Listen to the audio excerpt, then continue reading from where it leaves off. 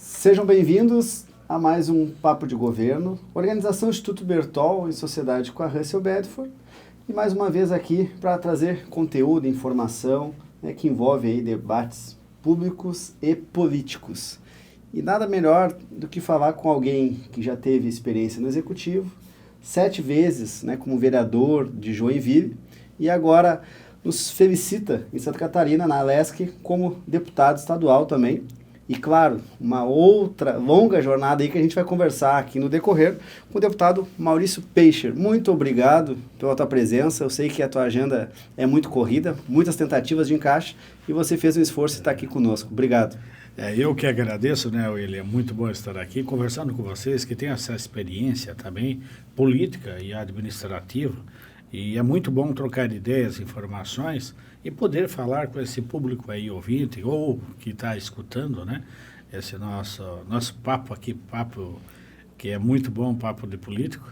E é muito bom sempre a gente conversar de política, porque política, mesmo que a pessoa não goste, mas impacta a vida dela de alguma forma, Então ela tem que estar por dentro, tem que estar conhecendo. Exato. Mesmo não sendo ano eleitoral, já os motores já estão aquecendo novamente aí, mas é importante a gente nunca deixar essa pauta de lado, E até com o advento da internet, cada vez mais, mais dinâmico.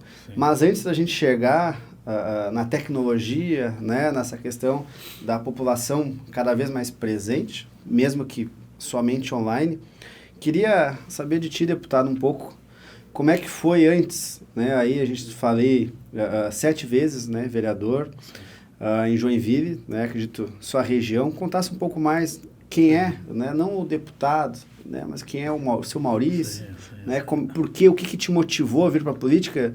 Porque, conforme a gente falou antes no bastidor, um dos objetivos aqui é mostrar para a sociedade que é possível também, se a pessoa quer fazer a diferença, assim como muitos políticos, e como é seu caso, que se coloca à disposição da sociedade, que inicie como vereador, tem uma trajetória muito bonita como secretário, agora deputado, mas se eu quero iniciar, o que pode se motivar, qual que é o feeling, e da tua parte, o que foi que te tocou para que tu viesse à vida pública? Primeiro, assim, com muito orgulho, eu tenho para falar que eu vim de uma família de amor, unida. Eu sou natural de Guaramirim, cidade mais ou menos a 40 quilômetros de Joinville, entre Guaramirim e Jaraguá, entre Joinville e Jaraguá. Meu pai era servidor público, trabalhava na prefeitura, e a minha mãe do lar. E nós somos em 8 irmãos, Então, meu pai e minha mãe tiveram 8 filhos, e a gente foi muito unido desde sempre, desde que eu me lembro, assim, alguma coisa de família, a gente era muito unido, até porque a minha mãe era daquela que botava todos eles debaixo do braço e que ninguém podia mexer com os filhos, ela protegia, mas cobrava muito. Ela era muito educadora, educava muito, primeiro na questão religiosa de Deus, de respeito a Deus, mas principalmente de ajudar pessoas. Ninguém saía da presença dela com dificuldade, ela ajudava muito. Nós tivemos lá comércio, e eu sei que sempre alguém ia lá com fome, passando dificuldades, e eu não cobrava nada, e dava, não deixava a pessoa passar fome. Isso foi passando para a gente. E o meu pai também trabalhando na prefeitura, nós pegamos uma época, lógico, da época da ditadura, que ninguém podia falar muita coisa, meu pai era servidor público, então a gente sempre tinha aquele medo e tal, mas o meu pai, ele foi político, ele foi vereador em Guaramirim, e 2 vezes, e em seguida dele ele colocou meu irmão, que é um pouquinho mais velho do que eu, 2 anos só, e meu irmão era muito novo, tinha 21, 22 anos, e colocou ele de candidato. Meu irmão foi vereador, Foi vereador também, bem votado, mais votado em Guaramirim, e depois sempre envolvido na política, apoiando alguém, estando junto. E eu fui para Joinville com 14 anos, eu fiz a escolinha da VEG, que era de metalurgia, Certo. A VEG é a grande empresa de Jaraguá. Claro. E aí eu fiz um curso na Escola Técnica Tupi, que era muito concorrido. Era na época que eu fui, era em torno de 110 vagas, 110 pessoas para uma vaga. E eu passei lá muito bem, passei em 10º lugar, tinha 80 vagas, e eu passei em 10º lugar, fui chamado com bolsa. Então ganhei uma bolsa e fui estudar em Joinville, técnico metalúrgico. E lá em Joinville, passando dificuldades, pensão, só não comia pão com mortadela, mas comia pão com margarina, isso comia, né? Para poder passar. Então, fiz a escola técnica Tupi e depois, então, lógico, fui para o mercado de trabalho, né? Trabalhei 2 anos numa empresa chamada Cipla, de plásticos, né? Pertencente à companhia Hanse. E daí surgiu uma oportunidade que eu fui chamado no Laboratório Catarinense 19 para 20 anos. Entrei no Laboratório Catarinense e justamente com o genro do dono da empresa, fui trabalhar com ele, o Ney, que se tornou meu melhor amigo, até hoje é meu melhor amigo, pai do prefeito Adriano, que é o prefeito de Joinville, o Adriano Silva, né? Borges Silva. E lá... E já era na época prefeito? Não, ele é agora, recente. Sim, não, mas antes não tinha esse contato com... Não, o que tinha é que a era empresa... só da tua cidade. A empresa do Laboratório Catarinense, seu dono, Alberto Borges, ele era dono da Drogaria Catarinense, certo. Laboratório Catarinense, Polifarma, Quimidrol, então era um grupo de empresas, né? E o dono era muito amigo do Pedro Ivo Campos. Eles eram, assim, amigos inseparáveis. E era a primeira empresa, era a única empresa que tinha tudo que ela se era declaradamente MDB na época, né? O resto não podia ser porque tinha dificuldades, mas eles eram MDB e eram perseguidos por isso. Então, quando o governador, quando Pedro Ivo Campos foi candidato ao governo do estado, nós fizemos toda a campanha dentro do Laboratório Catarinense. A campanha principalmente de folheto, de panfletagem, que usava muito na época, né? Que nós tínhamos uma gráfica. O Ney, o pai do Adriano, o atual prefeito, que era genro, foi coordenador financeiro do Pedro Ivo Campos. E o avião, que o senhor Alberto era apaixonado por avião, tinha alguns aviões, o Pedro Ivo usava o avião, inclusive, do senhor Alberto, para andar a Santa Catarina. Então, fizemos toda a campanha do Pedro Ivo dentro do laboratório. E aí, aquela minha paixão política que eu trouxe de casa, me envolvi naquela também, com o Pedro Ivo. E o Pedro Ivo ganhou o governo do estado. E ali o senhor Alberto, né, teve grande participação, o Ney também. Tanto que o Ney foi convidado para ser secretário, mas não quis continuar na empresa. E, desculpa, mas eu vou tomar um pouquinho de água aqui que... Fica à vontade. E a gente vive nessa troca de estação o tempo todo, então... E daí, já em 92, se não me engano, o irmão do Ney, o Sérgio Silva, era vereador, 3 mandatos em Joinville, foi candidato a deputado estadual e ganhou, na época que o Paulo Afonso foi o governador. Até o episódio que é muito lembrado, hoje a maioria já esqueceu, né? Mas na época foi o impeachment do Paulo Afonso. E o Sérgio Silva foi o principal ator desse processo, que ele defendeu o Paulo Afonso, defendeu muito. Acabou não sendo impeachmentado. E o Sérgio Silva ficou uma marca nisso. Tanto que daí foi para deputado federal, e acabou não tendo sucesso em virtude disso, no nosso entendimento. Faltam 1000 votos para ele ser deputado federal. E aí o Sérgio Silva, vereador, era vereador, e daí a gente acompanhava, ajudava a campanha, vivia, e eu fazia um projeto social que chamava Cataquilo, que é Catarinense Quilo. Então, cada funcionário do laboratório trazia quilo de alimento, a gente ajudava as comunidades carentes, famílias carentes. Por uma iniciativa tua? Uma iniciativa minha e do dono da empresa, que é o presidente, que era o Ney.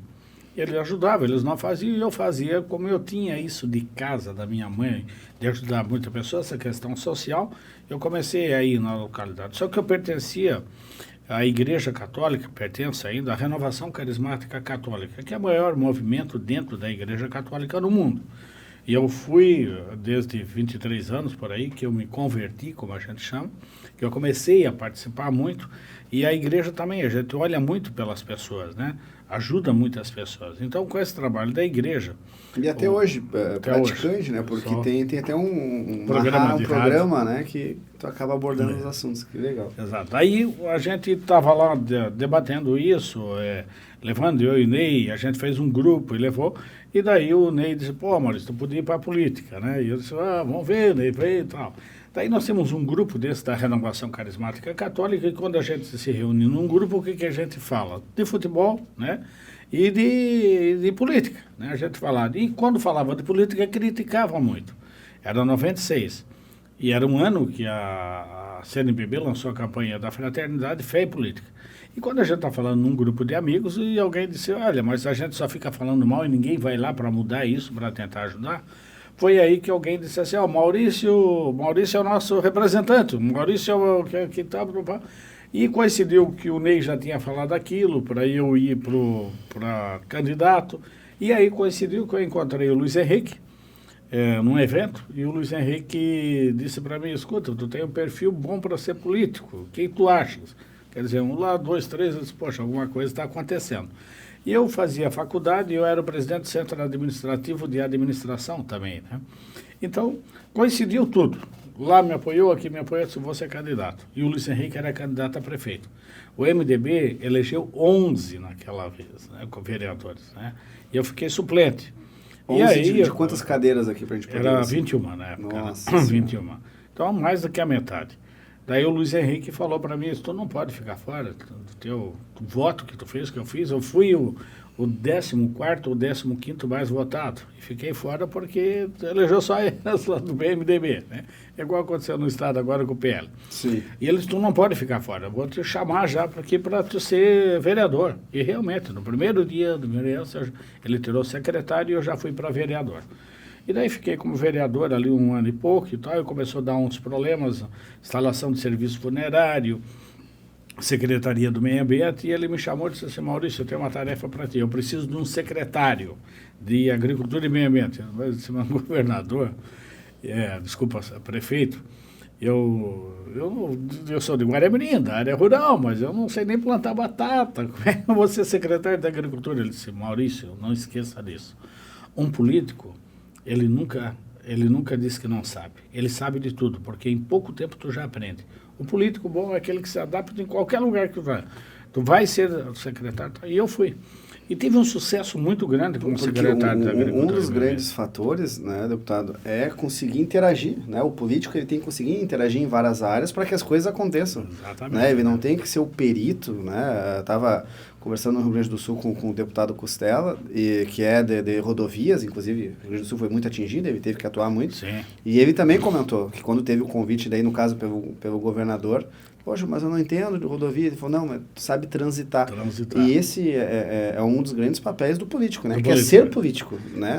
E conseguir transitar e fazer com que as coisas aconteçam de fato, né? Quem é o bom gestor? É aquele que sabe colocar do seu lado peças importantes que certas, conhece e né? informa ele de tudo que está acontecendo. E daí, como secretário da Agricultura e Meio Ambiente, eu implantei o Serviço Funerário de Joinville, que era um só que explorava isso sem licitação, sem nada. Fizemos, a licitação estava pronta, tinha ganho 4 empresas, né? E eu tinha que implantar esse serviço. Implantei e serviu de modelo para o Brasil todo. Várias cidades do Brasil vieram copiar o modelo que o Joinville tinha de serviço funerário, que era de rodízio, não ia lá no hospital, como teve lá no Rio de Janeiro, né? Apressava a morte de pessoas para poder ganhar, a funerária ganhar. Tinha CPI em Curitiba, e nós plantamos um serviço de qualidade. Fantástico, 4 empresas, né? Botamos tabela, foi fantástico, foi muito bom. Daí tinha um outro programa que a gente tinha de SOS Nascentes, que era de preservação de mananciais. Naquela época, em 1999, sim, começou a ter os créditos de carbono, né? Então, todo mundo corria atrás. Nós temos um grande manancial, preservação de manancial, e esse programa SOS Nascentes, ele pegava o recurso da Casan, que na época era Casan Joinville, 2% do faturamento vinha para o programa para fazer a proteção dos mananciais, polícia ambiental, saneamento rural. Então fizemos 1.100 fossa-filtro em todas as propriedades rurais. Foi um programa de tão sucesso, a plantação de mata ciliar, ajudava o colono lá a preservar. Tanto sucesso que nós ganhamos o Prêmio Nacional com o melhor programa de preservação de mananciais, né? Naquela época, pensando nisso, né, que inclusive foi regulamentado, se eu não me engano, no final do ano, agora, o início do ano, pelo presidente Lula, a questão do crédito de carbono, enfim, a regulamentação. A regulamentação que estava desde aquela época, né? Pois então, e vocês já estão disruptivos, que isso é importante, deputado. Inclusive, o Instituto que a gente busca quer abordar isso com os municípios, porque o carbono, ele dá para ser comercializado. Tem muitas empresas que vão ser deficitárias em crédito de carbono, e as prefeituras têm que estar em compliance, no caso, regulamentadas, para que elas possam comercializar o que elas têm de excedente. E isso, inclusive, transformar em dinheiro e recurso para o município. Claro, né? É uma oportunidade que os prefeitos têm que olhar e têm que estar atento a isso e conhecer um pouco, né, do que é crédito de carbono, como poder utilizar, inclusive as empresas, né, que têm tudo e que vai ser, eu tenho certeza. Começou uma grande moeda de troca. Uma grande moeda de troca, né? Então, daí fui o secretário, implantamos outros serviços, né? Joinville Rodando Limpo, tiramos 55 mil pneus inservíveis que estavam na cidade. Vendemos lá para a Petrobras, que era a fábrica de xisto, né? Que eles trituravam lá. Foi fantástico o Joinville Rodando Limpo, que foi esse, principalmente Joinville Cidade das Flores, que não tinha flores, né? E a gente fez uma grande plantação de flores. Florir Joinville era o nome do programa nosso. Florir Joinville foi outro sucesso. Então, foi muitos programas que nós tivemos que foi sucesso. Eu me reelegi muito bem vereador em 2000. Voltei para a secretaria, fiquei até 2002, quando o Luiz Henrique foi governador do estado. Né? Voltou para a mesma secretaria. Mesma secretaria, ficamos 4 anos ali com o Luiz Henrique. O Luiz Henrique, para mim, foi um grande mestre, cabeça pensante. E daí, ali era o meu momento de ser candidato a deputado estadual. Eu estava muito bem, eu ia me eleger, não tinha dúvida. Só que daí tu tem que ver quem te ajudou. O Ney chegou para mim e disse: Maurício, o Sérgio Silva perdeu a eleição em 98 e agora ele quer ser candidato a deputado estadual novamente. Tem que saber o momento também. Eu te apoio. Se tu quiser ser, eu te apoio. Só não posso dizer para o meu irmão que ele não vai ser. Porque ele vai que vai. Daí pensei, conversei com o Luiz Henrique, daí teve proposta para mudar de partido. Eu disse: não vou, eu abro mão e vou deixar. O Sérgio Silva não ganhou deputado estadual. Eu votei em 2004, me elegi com uma votação maior que teve. Em 2006 fui candidato, daí em 2005 eu saí do MDB, por um problema interno, né, que eles me derrubaram na hora, no dia da votação que eu ia ser presidente da Câmara, os próprios colegas de partidos, 3 me traíram. Né? Isso acontece dentro de Câmara de Vereadores, né? E daí eu saí do MDB, não tinha mais condições de ficar, num acerto com o Luiz Henrique para ir para o PSDB, para ser candidato em 2026 a deputado estadual. 2026 fui candidato e faltou 19 votos, o Luiz Henrique, governador reeleito, e faltou 19 votos como suplente para eu assumir uma cadeira. Mas como eu tenho fé em Deus, eu sabia que as coisas iam mudar. Daí, terminou a eleição, o Tebaldo, prefeito, me convidou para ser secretário de assistência social. E todo mundo dizia assim: isso é loucura, isso é para te queimar, eles não gostam de ti, vão queimar. Isso não tem problema, Deus sabe das coisas, estou sentindo no coração, eu vou ser secretário de assistência social. E quando eu entrei na secretaria... tem muito a ver com o teu perfil também, muito, né? Muito ligado à igreja e à social. Exatamente. Só que, lógico, eu conheci o que é assistencialismo social, né? De atender pessoas, ajudar, mas a política não. Tanto assim que eu entrei, e aquilo que o Luiz Henrique me ensinou, tu tem que ter pessoas certas, peguei as pessoas no meu lado que eu conheci o de assistência social, botei nas gerências, e aí foi. E foi um sucesso tão grande que ali tinha um grupo que era PT, né, da esquerda, contra mim, que quando eu saí estava tudo do meu lado, me ajudando, fazendo brincadeiras comigo, e até festejaram lá, de tão bom que foi o nosso mandato. Implantamos o SUAS, né, Sistema Único de Assistência Social, implantei vários programas dentro da secretaria, mas principalmente de atendimento à mulher vítima de violência, uma casa. Também implantamos família acolhedora de crianças abandonadas, né? Implantamos um programa de desenvolvimento de geração de empregos para mulheres que não tinham condições. Mas o grande programa, sabe, ele foi que até hoje eu tenho certeza disso, quer acabar com a criminalidade, não acabar, né? Mas quer diminuir a criminalidade, investe no adolescente, na criança, no adolescente, para que ela esteja em período integral na escola. Nós pegamos 680 crianças, adolescentes, em vulnerabilidade social, bem da periferia, onde que era o lugar pior que tinha em Joinville. 280 só de um bairro chamado Paranaguamirim, que era na periferia mesmo. Levava todo dia no contraturno celular para o Dom Bosco, que é um colégio, né, que é ligado à Igreja Católica, ou à ADRA, Associação Adventista. Dava a passagem para eles e dava alimentação. e essas entidades davam espaço. Então, ali nós diminuímos, Joinville tinha 14 mil famílias inscritas no Bolsa Família, 7 mil recebiam. O que nós fizemos? Você levava para o contraturno escolar, para atividades, principalmente culturais e também de informática já, né? E em contrapartida, tu pegava aquela família, a mãe principalmente, e ali eu descobri que a maioria dessas crianças eram de famílias que o pai abandonou, que veio para Joinville, daí deixou a família, foi viver com outra mulher, e abandonava, e a mãe não tinha como trabalhar, não tinha, e a criança ia para a rua. E daí formamos essas mulheres, principalmente, e alguns homens também, como curso de cabeleireira, curso de camareira, de empregada doméstica, até para empregada doméstica a gente fazia curso, né? De várias atividades para o mercado de trabalho. Então, para elas ir trabalhar. Elas não podiam trabalhar porque os filhos não tinham onde ficar. E aí nós formamos. Acabava pondo toda a rede do Em 2 anos nós diminuímos 1.300 famílias dependentes do Bolsa Família. 1.300 saíram em 2 anos, né?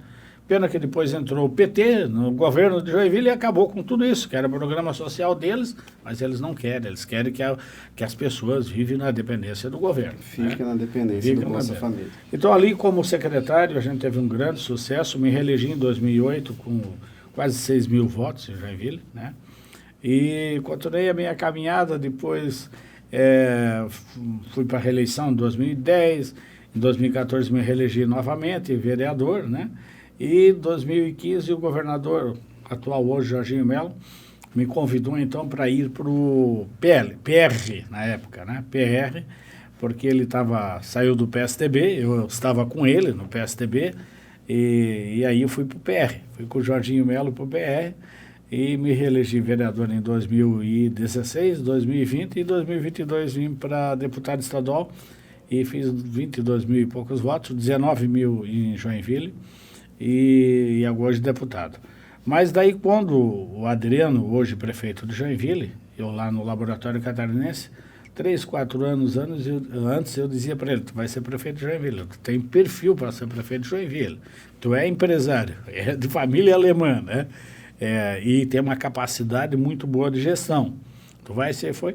Aí ele foi fazer um curso lá em São Paulo do Renova BR e acabou se filiando no Novo. E o Novo era um partido diferente, que não aceitava nada.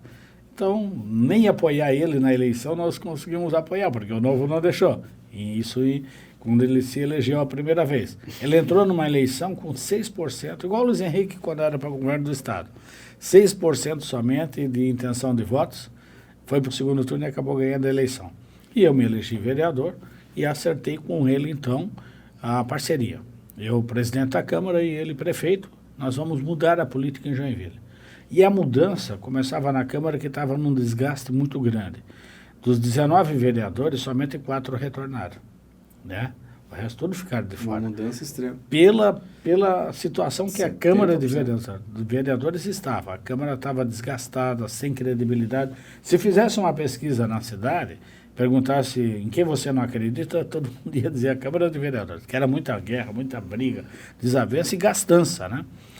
Teve um vereador só que em 4 anos teve 300 e poucos mil de diária, né? E isso foi muito ruim. Então eu tinha que assumir como presidente, consegui 14 votos dos 19 e tive que fazer a mudança. E eu fiz a mudança.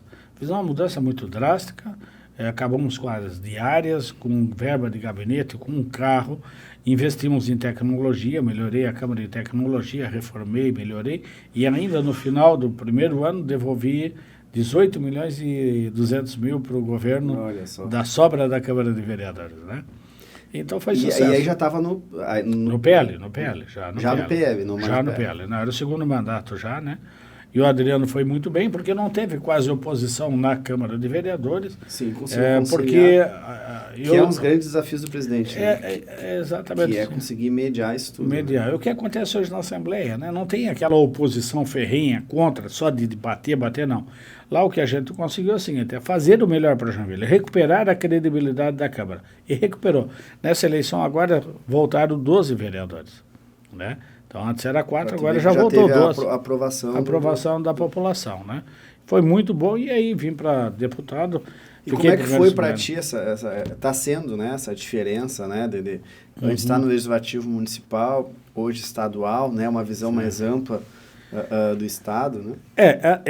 Assim, a princípio não tem muita diferença, tem uma diferença muito grande. Como vereador, eu digo sempre, o vereador é o saco de pancada da insatisfação da população contra qualquer coisa política. O pessoal tem teu endereço, todo mundo sabe onde é que tu mora. Ainda mais se reeleito, né? Tu tem visibilidade. Tu tá na rua, daí se uma boca de lobo tá entupida, o vereador é culpado.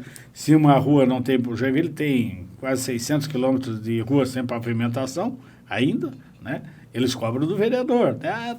E ainda tem vereador que em época de campanha vai lá e promete, e diz, se eu ganhar, eu vou fazer a pavimentação dessa rua, mas não é ele que faz, é o prefeito que faz. Acaba enganando a população. Mas, enfim, a diferença é essa. Tu trata o varejinho, que a gente chama, na prefeitura, na Câmara de Vereadores, tu trata aquilo que a comunidade precisa no dia a dia, né? Que é a pavimentação de uma rua, que é um bueiro, uma boca de lobo, que é a saúde complicado, porque daí está esperando a fazer uma cirurgia, não sai, um exame não sai, um atendimento não sai, eles batem no vereador. É o saco de pancada de satisfação da comunidade. Então, tu está atendendo... No estadual já é mais estrutural, né? A magnitude é maior. Né?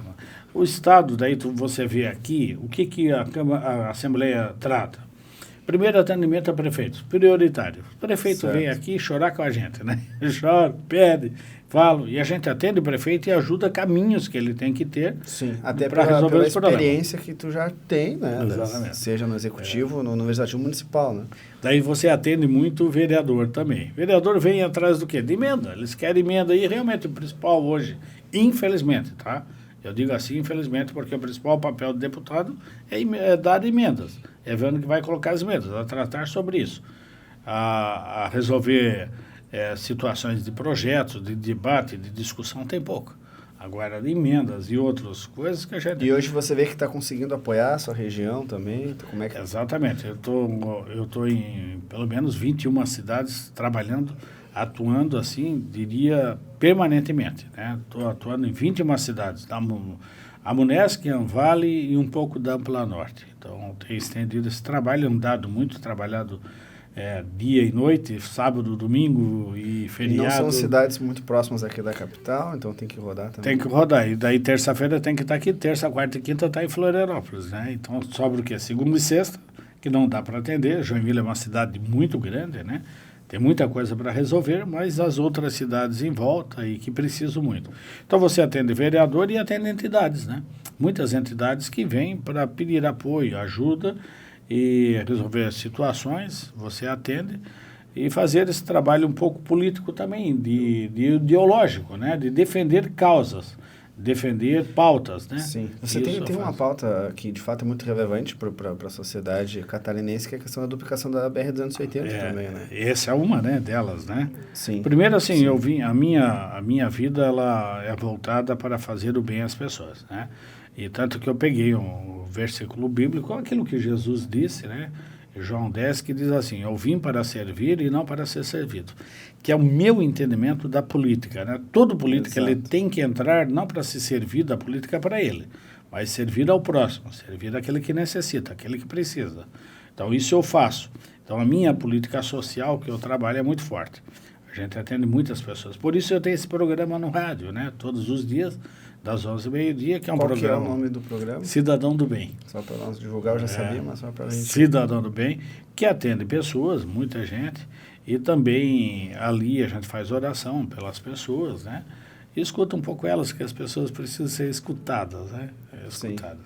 Então, esse é o trabalho que a gente realiza do dia a dia, da busca de benefícios para a população. E falando em benefícios, né, em eficiência, em novidades, a gente vê que cada vez se fala mais das PPPs e concessões, né? As PPPs, antes ela tinha uma questão muito de uma pauta que era de governo, né? A gente tinha uma resistência muito grande, só que hoje a gente vê que a gente está num governo federal, né, de esquerda, mas mesmo assim segue os assuntos das PPPs, né, os estados cada vez mais fortes com esse quesito. Então, se entende que já é uma pauta de Estado, né, então não somente mais de governo, o que já era previsto lá atrás, mas ainda tinha uma resistência. Tu consegue visualizar que isso também é um dos caminhos para Santa Catarina que já vem usado, né, mas talvez de ser maximizado, não só para o Estado, mas também para os municípios. Sim. E aí tem várias situações, né, como iluminação, saneamento. Eu vou te contar a experiência que eu tive, né, que você disse que não é a pauta da esquerda, é a PPP. A primeira PPP que teve em Joinville, depois que começou a lei das PPPs, né, foi no governo Carlito do PT, que era a Expoville. Então, a Expoville tinha que alguém tomar conta dela, fazer alguma coisa que era um equipamento muito grande. E nós sugerimos, através da Câmara de Vereadores, que eles fizessem uma PPP. E eles fizeram. Primeiro era um processo de concessão, mas que no fundo a gente sabia que era uma PPP. Eles queriam dizer que era concessão, não. Foi PPP. E quando passou na Câmara, teve 2 vereadores. Era eu e o Patrício Destro, que foi deputado estadual. Nós dois pegamos o projeto e analisamos ele e colocamos. Eu fiz um estudo sobre o que era a PPP, que muita gente não conhecia, quais as responsabilidades delas e o que elas tinham que dar em troca. E lá nós colocamos a contrapartida de quem ia ter a concessão, né, pela PPP, da manutenção, que ia ser dado lá por 15 anos, 5 anos e mais 5 anos, aliás, né? Sim, renováveis. Renováveis, e que tinha te dado uma contrapartida e tudo, e colocamos ali dentro tudo que precisava, e essa empresa ganhou e começou a fazer. Aí vem o outro problema, o governo não consegue fiscalizar. Tudo que tem uma PPP e que tem que ser fiscalizado, nem a Câmara de Vereadores consegue e nem a Prefeitura consegue, né? E aí vem o grande mal, porque se não tiver ali uma fiscalização corretamente, o que acontece? Eles não fazem aquilo que tem que fazer, não melhoram o que era que fazer, só querem tirar o dinheiro. Um contrato de muitos anos. E um contrato de muitos anos, 10 anos, né? Para fazer tudo que tinha que fazer e não faz. Aí vem o primeiro problema da PPP. Por isso que tem que ter contratos de fiscalização, para poder colocar tudo o que é necessário de fazer e ter contrapartida, né? E aqui até um parênteses, deputado, a gente tem, né, uma área dentro do Instituto, que inclusive, só para a gente ressaltar, esse assunto, ele apesar de ser debatido há muito tempo, ele é muito novo para muitos municípios menores, né? Que talvez não tenha estrutura, não tenha secretaria, não tem gente que tem um entendimento de como que funciona. Então, até coloco o Instituto à disposição para isso, tá? A gente dá consultorias de como que faz uma PPP, o que é, né? A diferença de uma privatização para uma PPP. É bem diferente. Que é bem diferente, né? São ambos são desestatizações, mas uma coisa tu privatiza, outra coisa tu terceiriza mão de obra, né? Ou obras, né? Ou serviços. Então, a gente vai lá, conecta os municípios com as concessionárias também, porque às vezes o município vai lá e investe numa estruturação, numa modelagem, mas quando vai abrir o leilão, não aparecem interessados, porque o município às vezes é distante, é pequeno. Então, a gente tem estratégias de como atrair mais concessionários, e a gente faz isso sem custo algum, né, que é, de fato, para poder contribuir com a sociedade e conectar as concessionárias que a gente tem em relacionamento a nível nacional com os municípios, independente do porte deles. E aí, para complementar a vossa fala, você aborda a questão da fiscalização. Então, a Russell Bedford e o Instituto Bertol têm uma ala de verificação independente, que isso hoje não existe uma obrigatoriedade, mas virou uma prática cultural de contratação. Então, grandes PPPs, né, que envolvem muitos anos de contrato, a legislação, né, inclusive a lei de concessões está fechando 35 anos. Né? 35 anos. Então, e não conseguiu, né, administrar em alguns pontos, por situação que você comentou, acompanhar a fiscalização e a entrega conforme ela era prevista no contrato. E aí se criou essa figura, que é um terceiro interessado que vai lá e fiscaliza, né, que faz a verificação do contrato, seja ele na parte qualitativa, no quantitativo de entregas, inclusive na parte de reequilíbrio econômico financeiro, e aí tira um pouco também da responsabilidade somente do executivo ou do poder concedente perante a concessionária e faz com que a sociedade tenha uma entrega melhor. Né? Então o verificador independente cada vez mais está evoluindo com isso, inclusive a gente tem um trabalho que existe aqui em Palhoça, né, que é a fiscalização do contrato de concessão de saneamento, né, para que seja entregue para a sociedade conforme o contrato de concessão. Afinal, o contrato de concessão você abordou, ele é no mínimo 5 anos, então quando a gente está falando de no mínimo 5 anos, quer dizer que vai para uma outra gestão. Então é importante, porque às vezes o prefeito A que fez o contrato com a sua secretaria, com a sua estrutura, com o seu BNDES, BRDE, enfim. Porém, um outro prefeito acabou assumindo e um outro prefeito vai seguir assumindo. Então, é um contrato de muitos anos. E é por isso que a gente fala, que é uma questão de Estado, não de governo. E muito bem ressaltado por ti a importância que é a fiscalização, porque senão... E hoje você sabe que as prefeituras pequenas têm dificuldades financeiras, né? Então elas têm que ter aí um consórcio, talvez, trabalhar com outras prefeituras para, não é privatizar, tem que entender muito bem isso. Exatamente. Mas terceirizar serviço, sim, que é o caso das concessões, tem parceria pública-privada, né? Tem hoje, tem outros instrumentos que podem ser feitos, né? Dentro, parecido com a parceria. Que é recurso novo, né? Novo que vem, né? Às vezes a gente só, questão de impostos, né? Ficar taxando não é o único caminho, né? A sociedade, o empresário já está esgoelado, né? Então, as PPPs, elas ajudam a trazer dinheiro novo também para o seu município, né? Então, isso é fundamental para que tenha mais tira, projetos. Né, os encargos da prefeitura, né? Hoje, inclusive, a educação, por exemplo, Joinville já está tendo CIs, né? Centro de Educação Infantil terceirizados, né? Dada concessão.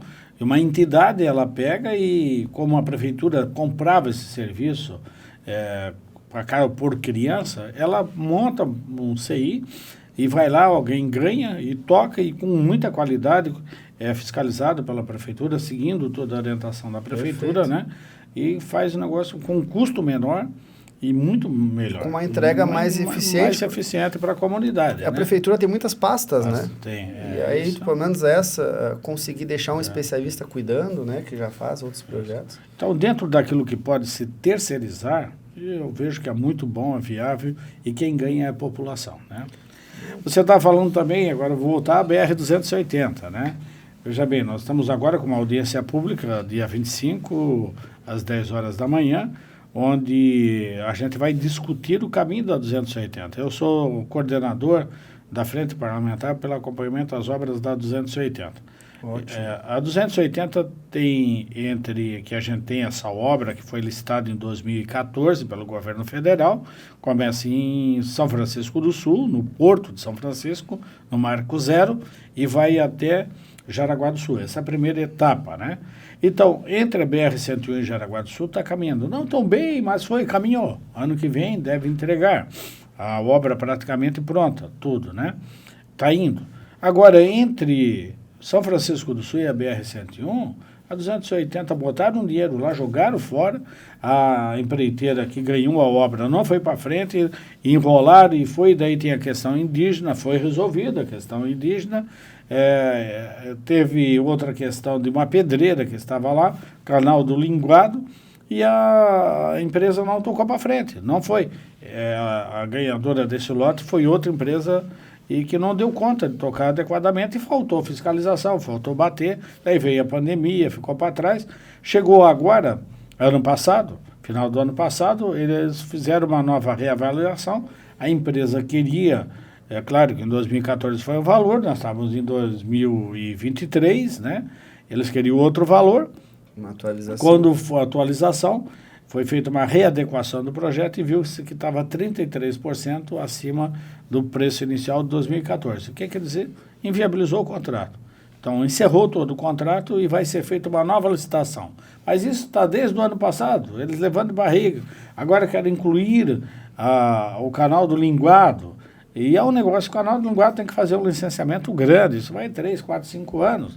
E está colapsado. A população está colapsado. Não tem mais o que fazer a BR-280 porque fica tudo parado. Deu um acidente 2 semanas atrás, morreu uma pessoa bem em frente ao EFC, e chegaram lá, reclamaram, a população fez um protesto, o DENIT foi lá e fez uma lomba faixa. A lomba faixa, o que é? Parar o trânsito. Já era parado, agora parou de uma vez, esse final de feriadão aí foi um caos, estressante, pessoas reclamando, né? Além disso, o Porto de São Francisco do Sul, ele recebe 1.100 caminhões por dia que trafegam ali. A ArcelorMittal é uma das grandes empresas do Brasil, na área de aço, de transformação, né? E elas estão lá querendo duplicar a empresa e não vai para frente por causa da duplicação. Empresas querem vir para a região por causa do Porto, o Porto cresceu muito, e não estão vindo e não estão conseguindo por causa da duplicação, falta de duplicação. Eu fiz um levantamento, Santa Catarina toda recolhe para o governo federal no ano 2023 119 bilhões de reais em impostos, que vão lá para Brasília. Quanto retornam? 17 bilhões. Em torno de 13 e pouco, 14%. Isso é muito pouco para Santa Catarina. A região norte arrecadou 16 bilhões de reais. E essa duplicação ali, ela vai 600 bilhões por aí. O que é isso para 16 bilhões? E demais, se você duplicar, aumenta o número de empresas, aumenta o número de impostos. Sim, consegue além escoar muito mais. de dar mão de obra, vai escoar muito mais. Eu hoje já diria que nem a duplicação resolve, já tinha que fazer 3 pistas de cada lado. A saída, no meu entendimento, vou fazer essa discussão agora, dia 25, a saída vai ser fazer uma nova rodovia. Mas quanto tempo vai demorar? Porque ali é solo frágil, tem a Baía da Babitonga, é complicado e a gente não vê saída. Se fosse num estado aí do Nordeste, que tivesse tudo isso aí, já estava triplicado, quadruplicado, já estava tudo pronto. Eu fui para lá esses dias atrás aí, está tudo duplicado, triplicado. Vai em Goiânia, vai em Natal, em João Pessoa, está tudo, ó, lá se gasta. O Maranhão, por exemplo, arrecadou 54 bilhões e veio de volta 194 bilhões para o Maranhão. 4 vezes a mais. E nós aqui 13%, 14%.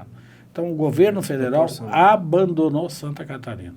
Nós recebemos de volta em torno de 14%. O Paraná, que é o estado depois do nosso que menos recebe, recebeu 26% de volta. Se nós recebêssemos 26% de volta, já fecharia tudo. O que é isso? Santa Catarina tem o menor número de Bolsa Família concedido. É muito baixo, 2 e pouco por cento. Aqui é pleno emprego. É o maior número de pessoas com carteira assinada do Brasil. Eu até estava vendo uma notícia, recorde de abertura de empresas também. Recorde de abertura de emprego. De empregos. É 10 mil empregos por mês novos que tem. Então, Santa Catarina está voando e faz o que o governo federal... Pode não ser tão atraente para o formato que o governo federal pensa, né? Não é atraente para ele, né? Porque aqui se trabalha muito, né? Aqui se recolhe imposto. Sim. Aqui produz. Infelizmente é isso aí. Então, nós estamos aí a 280, colapsado a 101. Agora a gente viu esse feriadão, né? Parada de uma vez. Eu levava antes de Joinville a Florianópolis, isso 3, 4 anos atrás, levava 2 horas e meia, por aí. Hoje é 4 horas, né? Quando não dá um acidente, né? Independente do horário, praticamente. Normal era 2 horas para vir, né? Então não dá mais, o governo federal abandonou nós. O maior problema que Santa Catarina tem hoje se chama infraestrutura estrada. É pior que tem, né? O caminhão, os caminhoneiros, o caminhão, a hora parada do caminhão é muito caro, muito alto. Enfim, nós estamos aí, ainda bem que nós temos um governador que está realmente desenvolvendo Santa Catarina. E, deputado, a gente está caminhando para o final, né? Fazer umas 2 últimas perguntas aí. A primeira ainda a cunho político e a outra até em questão aí que a gente está passando por um momento, né, da perda do Papa, enfim. Uma mensagem que tu pode deixar para nós com viés católico. Mas a primeira de cunho político, de perspectivas, né, que você vê aí para o Estado, seja questão de governo, né, do que o cidadão pode esperar, seja do governador, de ti, da LESC, né, do que a gente tem aí para encontrar, apesar de ser um ano que vem de eleições, mas ainda hoje está como está, né? Vocês votando, você ressaltou aí lutando pela duplicação das 280, que talvez já nem seja mais o suficiente, né? Então a luta tem que ser cada vez maior. Né? O que o cidadão catarinense pode esperar da LESC de ti? Em primeiro lugar, eu quero dar parabéns ao cidadão catarinense que deu a oportunidade do Jorginho Melo ser governador do estado. Realmente está transformando Santa Catarina. O estilo dele, a maneira dele de trabalhar, sem parar, eu nunca vi alguém ter tanta energia para trabalhar igual o governador Jorginho Melo. Todos os programas que ele está desenvolvendo, né? O Estrada Boa, a recuperação das estradas que nós temos estaduais, são 3 bilhões e meio a mais que vai ser investido esse ano. Na saúde, a cirurgia zero, foram 800 mil cirurgias feitas, médias e grandes cirurgias. mais do que São Paulo, isso em números reais, não relativos, mais do que São Paulo, qualquer estado do Brasil, a universidade gratuita, né, dando oportunidade para os filhos de pobres, inclusive, se formando médicos, né, que antes a gente nunca imaginava isso. Vai ter aí, hoje já tem 53 mil, se não me engano, estudantes com universidade gratuita. Isso é um grande ganho. É a estrada boa, né, que eu já falei. Enfim, é Santa Catarina que está sendo levada a sério, crescendo, desenvolvendo, gerando empregos e oportunidades. Tem muita gente vindo para Santa Catarina. Nós somos o estado mais seguro do Brasil. Isso num momento é bom, que a gente se vangloria disso, mas por outro atrai muita gente para Santa Catarina pela questão de segurança. Que aí necessita de mais velocidade ainda para o crescimento, para adequação de infraestrutura, saneamento, tudo. Nós somos um estado que estamos recebendo muito nordestino, venezuelano tem muito aqui. Haitiano, gaúcho sempre foi, mas aumentou. Gaúcho aumentou bastante. Argentinos estão se estabelecendo muito aqui em Santa Catarina. Então, somos um estado de oportunidade, de crescimento, o governador está indo muito bem. Acolhedor, porque senão não teria tanta... receberia tantas E eu tenho uma amizade com o governador Jorginho Melo. A gente está junto há muito tempo, né, partidariamente, inclusive, e o estilo de trabalho, a gente se assemelha muito, né? Confio muito nele, e o catarinense confia também.